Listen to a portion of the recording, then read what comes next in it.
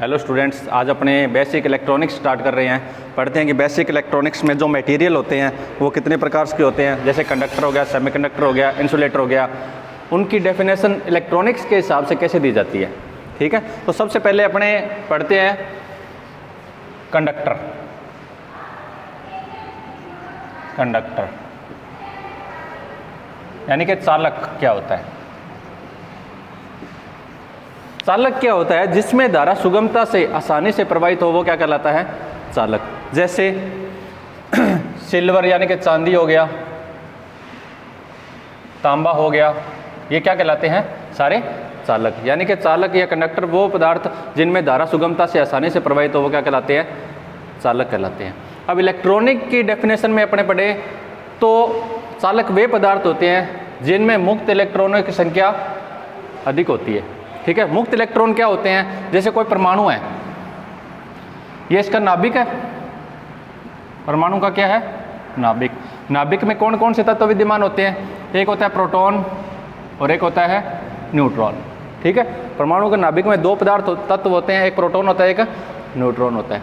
Proton पे धन आवेश यानी कि पॉजिटिव आवेश होता है, न्यूट्रॉन पे कोई आवेश नहीं होता, आवेश रहित होता है। और इसके बाहर कक्षाएं होती है। इसके बाहर क्या होती है? कक्षाएं होती है। ये पहली कक्षा होगी, ये दूसरी कक्षा होगी, इसी तरीके से क्या होती है? ये तीसरी कक्षा होगी। कक्षाएं होती है। ठीक है, कक्षा को जिन्हें बोलते हैं। ठीक है, इनमें क्या होते हैं कि इलेक्ट्रॉन चक्कर लगाते हैं। इनमें क्या होते हैं? इलेक्ट्रॉन चक्कर लगाते हैं। ठीक है, तो किसी परमाणु के अंतिम कक्षा में जितने इलेक्ट्रॉनों की संख्या होती है वो क्या कहलाती है? मुक्त इलेक्ट्रॉन। वो क्या कहलाते हैं? मुक्त इलेक्ट्रॉन, फ्री इलेक्ट्रॉन्स कहलाते हैं। मुक्त इलेक्ट्रॉन्स। मुक्त किसी परमाणु के बाहरी कक्षा में या अंतिम कक्षा में इलेक्ट्रॉनों की संख्या क्या कहलाती है? मुक्त इलेक्ट्रॉन। तो जो अपना चालक होता है उसमें मुक्त इलेक्ट्रॉनों की संख्या 1, 2 या 3 हो सकती है। ठीक है, तो वो क्या कहलाते हैं? अपने चालक। अब दूसरी बात आती है, वो क्या कहलाते हैं? चालक। जिनकी बाहरी कक्षा में 1, 2 या 3 मुक्त इलेक्ट्रॉन हो वो क्या कहलाते हैं? चालक। इलेक्ट्रॉनिक की डेफिनेशन में अपने इनको पढ़ रहे हैं। अब इसमें क्या होता है कि दो बैंड होते हैं इस हिसाब से। एक होता है अपना EV, valence band. Valence band या इसको बोलते हैं संयोजी बैंड। वैलेंस बैंड होता है। और एक होता है अपना कौन सा? Conduction band. EC से जिसे लिखते हैं, EC, conduction band. Conduction band या हिंदी में इसको बोलते हैं चालन बैंड। ठीक है, दो बैंड होते हैं, एक होता है EV, वैलेंस बैंड, और एक होता है EC, कंडक्शन बैंड। EV में क्या होते हैं? इलेक्ट्रॉन विद्यमान होते हैं, इलेक्ट्रॉन उपस्थित होते हैं। ठीक है, अपने बात कर रहे हैं किसकी? कंडक्टर की, चालक की। ठीक है, तो चालक में क्या होता है कि वैलेंस बैंड और कंडक्शन बैंड के बीच की दूरी बहुत कम होती है या एक दूसरे से ये ओवरलैप होते हैं लगभग। इसको क्या मान सकते हैं अपने? बहुत ही पास में होता है ये, बिल्कुल यहाँ मान लो।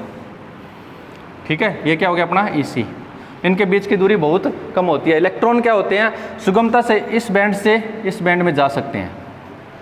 ठीक है, तो वैलेंस बैंड जो होता है उसमें इलेक्ट्रॉन्स क्या होते हैं? उपस्थित होते हैं। और ये वाला जो बीच वाला गैप कहलाता है, यानी कि वैलेंस बैंड और कंडक्शन बैंड के बीच की दूरी क्या कहलाती है? एनर्जी गैप कहलाती है। ये क्या कहलाती है? Energy gap.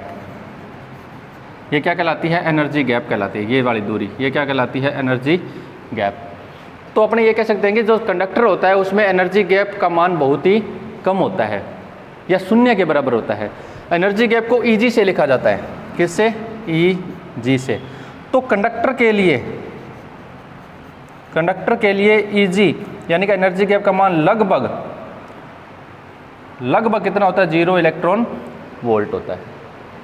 जब इनके बीच में एनर्जी गैप बहुत कम होएगा, एनर्जी गैप में कोई इलेक्ट्रॉन नहीं होते, अनुपस्थित होते इलेक्ट्रॉन। ठीक है, तो एनर्जी गैप का मान लगभग 0 इलेक्ट्रॉन वोल्ट होएगा। तो यहाँ से वैलेंस बैंड से इलेक्ट्रॉनों को कंडक्शन बैंड में जाने में बहुत ही आसानी रहेगी। थोड़ा सा हल्का सा अपने फोर्स लगाएंगे तो वैलेंस बैंड से इलेक्ट्रॉन किस में चले जाएंगे? कंडक्शन बैंड में, और धारा का फ्लो स्टार्ट हो जाएगा। ठीक है, ये तो था किसका बारे में? चालक के बारे में। अब दूसरी बात करते हैं अपने सेमीकंडक्टर के बारे में। इसमें याद रखने वाली बात एक तो ये है कि वैलेंस बैंड और कंडक्शन बैंड के बीच की दूरी बहुत कम होती है, बहुत कम मतलब शून्य के बराबर होती है। एनर्जी गैप जो होता है कितना होता है, 0 इलेक्ट्रॉन वोल्ट के बराबर होता है। और ये भी ध्यान रखना, एनर्जी गैप जो होता है इसका मात्रक क्या होता है, electron volt, EV electron volt कितना होता है, लगभग 0 इलेक्ट्रॉन वोल्ट। ठीक है। और दूसरा अपने पढ़ते हैं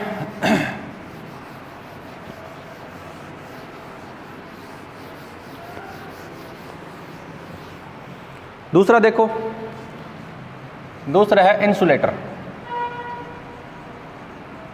इंसुलेटर या कुचालक। कुचालक क्या होते हैं, कुचालक वे पदार्थ होते हैं जिनमें से धारा फ्लो नहीं हो सकती। ठीक है, जिनमें से धारा फ्लो नहीं होती। और अगर इलेक्ट्रॉनिक की डेफिनेशन में देखें तो कुचालक वे पदार्थ होते हैं जिनके अंतिम कक्षा में, मतलब जिनका अंतिम कक्ष जो है पूरा भरा होता है, पूरा पूर्ण जो भरा कक्षक होता है उसमें कितने होते हैं, 8 इलेक्ट्रॉन होते हैं। ठीक है, तो ये ऐसे पदार्थ जिनकी अंतिम कक्षा में इलेक्ट्रॉनों की संख्या कितनी होती है, 8 होती है, वो क्या कहलाते हैं, इंसुलेटर। यानी कि पूरा भरा हुआ कक्षक होता है अंतिम कक्षा। तो इसमें क्या करेंगे, अपने एनर्जी गैप को कैसे शो करेंगे। ये अपना कौन सा बैंड होता है, ईवी वैलेंस बैंड। और ये अपना कौन सा हो गया, ईसी कंडक्शन बैंड। तो वैलेंस बैंड और कंडक्शन बैंड के बीच में एनर्जी गैप क्या होता है, बहुत ज़्यादा होता है। वैलेंस बैंड और कंडक्शन बैंड के, तो वैलेंस बैंड में अपने इलेक्ट्रॉन उपस्थित होते हैं, ठीक है, और कंडक्शन बैंड में अपने इलेक्ट्रॉन। और ये जो एनर्जी गैप कहलाता है इसको क्या बोलते हैं, easy energy gap. Energy gap का मान किसके लिए, इंसुलेटर के लिए होता है, लगभग होता है 6 इलेक्ट्रॉन वोल्ट। ठीक है, यानी कि इतना इनके बीच में गैप होता है। वैलेंस बैंड और कंडक्शन बैंड के बीच की दूरी बहुत ज़्यादा होती है। और एनर्जी गैप का मान कितना होता है, 6 इलेक्ट्रॉन वोल्ट। यानी कि 6 इलेक्ट्रॉन वोल्ट एनर्जी जब इसको देंगे तो यहाँ से इलेक्ट्रॉन इसमें कंडक्शन बैंड में जाएगा। तो इंसुलेटर क्या होता है, जिसमें धारा सुगमता से प्रवाहित नहीं होती है, जिसमें से धारा प्रवाहित नहीं होती। ठीक है, तो उनमें अंतिम कक्षा में मुक्त इलेक्ट्रॉनों की संख्या कितनी होती है, 8 होती है। ठीक है, और ये वैलेंस बैंड और कंडक्शन बैंड के बीच की दूरी क्या होती है, ज़्यादा होती है। और एनर्जी गैप कितना होता है, 6 इलेक्ट्रॉन वोल्ट। तो वो क्या कहलाता है, इंसुलेटर। जैसे लकड़ी होगी, चीनी मिट्टी होगी, ये इसके एग्जाम्पल है। अपने इंसुलेटर जानते हैं कौन कौन से होते हैं। तीसरा आता है अपने पास सेमीकंडक्टर, जो कि बहुत ज़्यादा इंपॉर्टेंट अपने लिए। सेमीकंडक्टर जिसे बोलते हैं अर्धचालक। अपने इलेक्ट्रॉनिक्स लगभग इस पे चलती है सारा काम। अर्धचालक पदार्थ जो होते हैं, अर्धचालक सेमीकंडक्टर वो होते हैं जिनकी चालकता चालक पदार्थों से तो कम होती है और कुचालक पदार्थों से अधिक होती है। ये डेफिनेशन अपने पढ़ते आते हैं। और इसके बाद में है कि मुक्त इलेक्ट्रॉनों की संख्या, जिसकी अंतिम कक्षा में 4 मुक्त इलेक्ट्रॉन हो, जिसकी अंतिम कक्षा में क्या हो, 4, अंतिम कक्षा में 4 फ्री इलेक्ट्रॉन हो, वो क्या कहलाते हैं, सेमीकंडक्टर कहलाते हैं। एग्जाम्पल के तौर पर कार्बन हो गया, सिलिकॉन, जर्मेनियम, ये क्या होते हैं, सेमीकंडक्टर कहलाते हैं। जैसे सिलिकॉन की बात करें तो सिलिकॉन का जो परमाणु संख्या होती है वो कितनी होती है, 14। क्या होती है परमाणु संख्या, 14। ये क्या है, इसकी परमाणु संख्या 14 होती है। तो आपने जो इलेक्ट्रॉनों का डिस्ट्रीब्यूशन होता है वो किस हिसाब से होता है, एक फॉर्मूला आपने पता होगा, 2n²। यानी कि पहली कक्षा में कितने इलेक्ट्रॉन जाएंगे, दूसरी कक्षा में कितने इलेक्ट्रॉन जाएंगे, तीसरी कक्षा में कितने इलेक्ट्रॉन जाएंगे। तो इसका अपने चेक करते हैं कि जैसे ये अपना नाभिक है, ये क्या है, नाभिक, एक प्रोटॉन, ये प्रोटॉन है और इसमें क्या है, न्यूट्रॉन, और ये पहली कक्षा है। अब देखते हैं कि पहली कक्षा में कितने इलेक्ट्रॉन जाते हैं। तो n का मान क्या रखो, 1, n बराबर 1, ये कक्षा होगी, कक्षक या कक्षा होगी। ठीक है, n बराबर 1 रखेंगे तो क्या आएगा, 2 × में 1 की पावर 2, कितने आ गया, 2। यानी कि पहली कक्षा में कितने इलेक्ट्रॉन बढ़ते हैं, 2 इलेक्ट्रॉन। तो पहली कक्षा में कितने इलेक्ट्रॉन भर दिए, ये 2 इलेक्ट्रॉन। अब देखते हैं दूसरी कक्षा में n बराबर क्या रखेंगे, 2। तो क्या हो गया, 2, n की जगह क्या रखो, 2² × में 2 × 2 दूनी 4, 4 दूनी 8। तो दूसरी कक्षा में कितने इलेक्ट्रॉन आते हैं, 8। तो 1, 2, 3 4 5 6 7 और ये 8। दूसरी कक्षा में कितना इलेक्ट्रॉन आ गए? 8। भर गया पूरा। टोटल कितने होते हैं? 14 इलेक्ट्रॉन। 2 यहाँ आ गए, 8 यहाँ आगे, कितने हो गए? 10। तीसरी कक्षा में कितने इलेक्ट्रॉन आएंगे? n बराबर 3 रखो तो कितना आएगा? 2 गुणा n की जगह क्या रखोगे? 2 और सॉरी 3 की स्क्वायर, 3 3 और 9 दूनी 18। यानी कि तीसरी कक्षा में कितने इलेक्ट्रॉन आने चाहिए?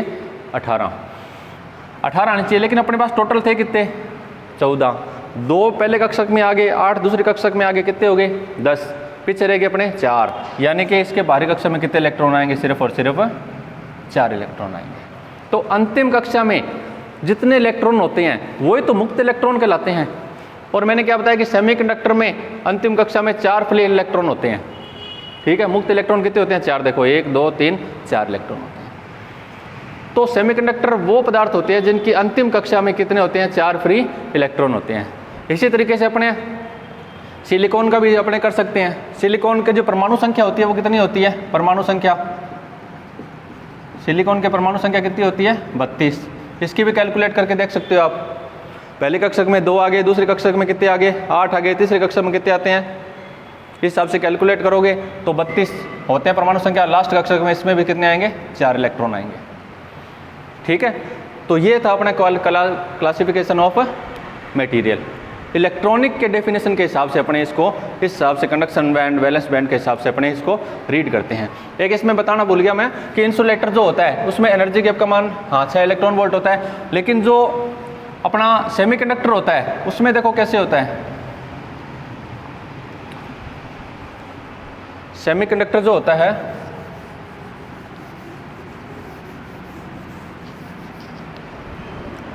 इस हिसाब से,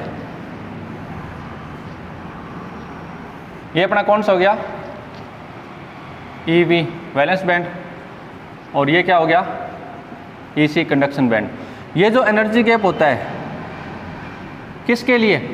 सेमीकंडक्टर के लिए। ये जो Eg का मान होता है सेमीकंडक्टर में, Eg का मान लगभग 1 इलेक्ट्रॉन वोल्ट के बराबर होता है। ये ध्यान रखना।